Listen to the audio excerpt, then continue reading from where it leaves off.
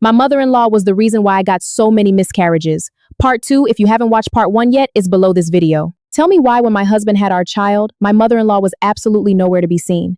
But when she first found out that I was pregnant, the last 4 times she was continuously there, she was always calling me, inviting me to tea time and all that. To me, it felt extremely strange. But if you don't want to be around my child, that's completely fine with me.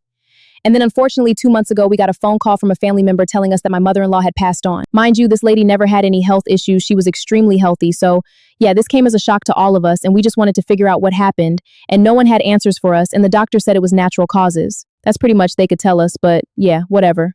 She left the house to my husband. We had to basically wait to grieve. We had to go over to her house to make sure all the food that was in the pantry and freezer was cleared. Because we were not going to stay there, we needed to make sure that there were no mice and nasty bugs in there.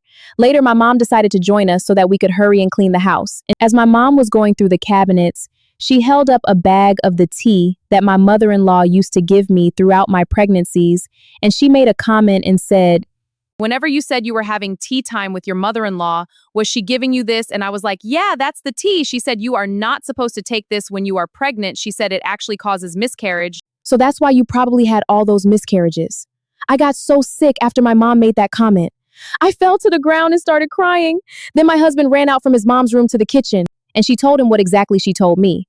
My husband looked shocked, looked around and said, "I don't think my mom could do something like that to us." That's definitely no. I was trying to think the same as my husband because no, she could never do such a thing. But as we start going through her phone, she got on this WhatsApp and she was talking to this random person. I have no idea who she was on their profile. There was a picture of herbs and going through, "Why do you need so much tea? Like, what are you doing with it?"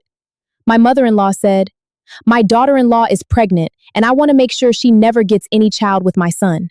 My mother-in-law said, "I want to make sure she gets a miscarriage." So yeah, my mother-in-law was actually planning for me to have all the miscarriages I had.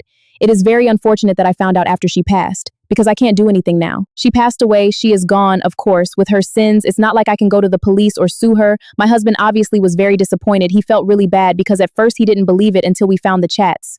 So yeah, that's my crazy story of how my ruthless mother-in-law caused all my miscarriages. May she rest in hell.